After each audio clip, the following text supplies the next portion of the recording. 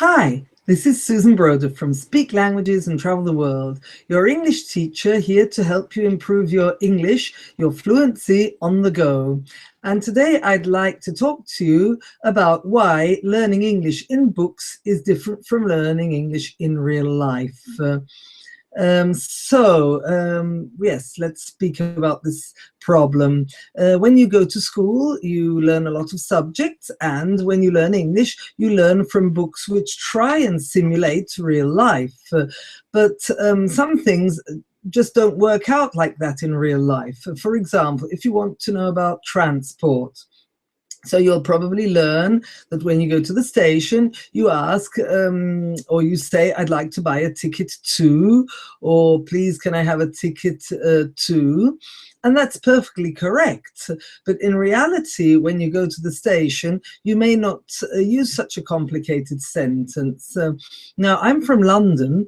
And nowadays in London, most people have the Oyster card, which is a kind of it's a magnetic card. You just charge it and then you swipe it across the reader. So most people don't have to worry about buying tickets any longer. However, tourists don't usually have an Oyster card. And so what do? They go to the ticket office. Now, of course, you can ask politely, but if you listen to others, you'll discover that they don't use this kind of a formal question.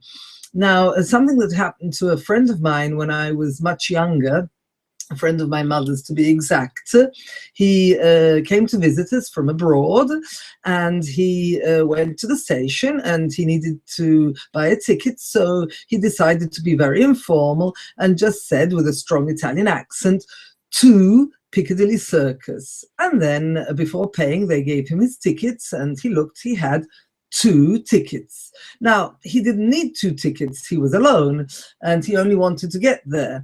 So he realized maybe he'd made a mistake, and he gave a ticket back, and he said, no, for Piccadilly Circus. So they gave him another 3 tickets, so now he had 4 tickets. So he realized he'd made a mistake, and he said, no, it's only me. I want to go from here to Piccadilly Circus.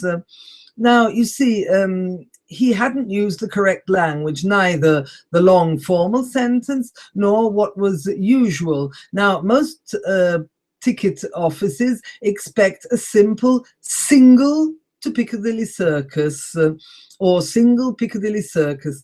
So in England, when you usually buy train tickets, if you want to go and not come back, you say a single. If you want to go and return, you just directly say return, or you can say Piccadilly Circus return.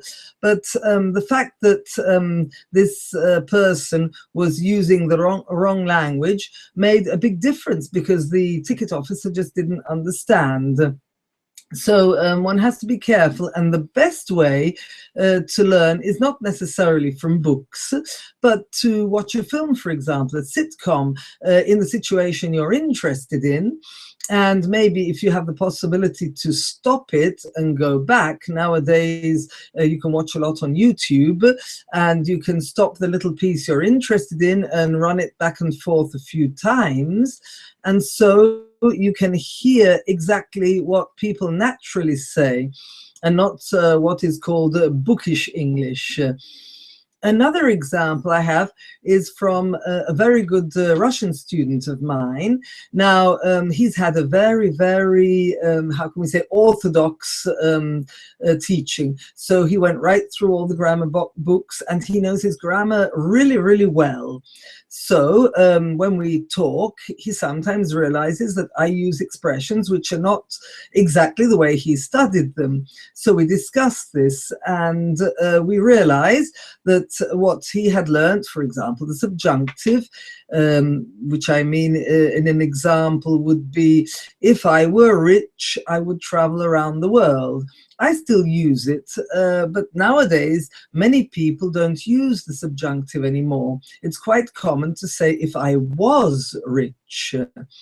And so this contradicts all the grammar that this young man has learned in his books, and it's very confusing for him. to realize that language evolves. And yes, the grammar is correct, but it's outdated.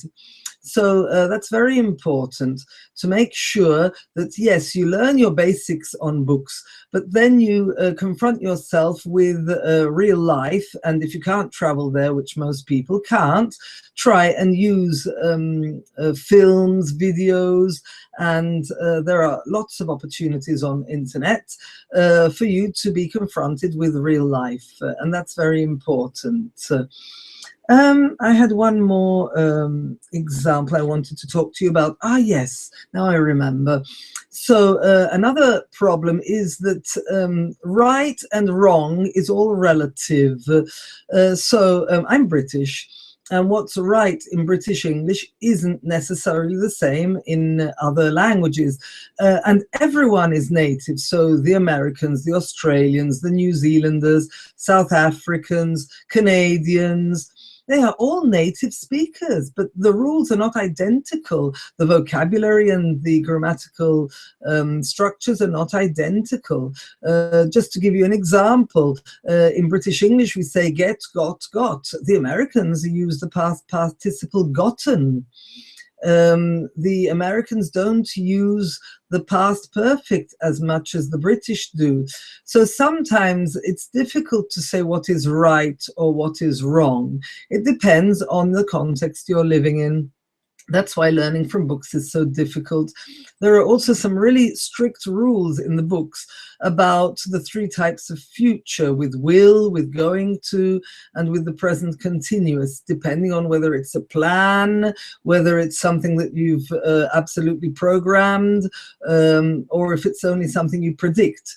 But it's difficult to even create as a teacher an exercise where the students will put down what you wanted them to put down, because in reality it depends on the person speaking if they feel it's a prediction or a plan or something that they've already organized.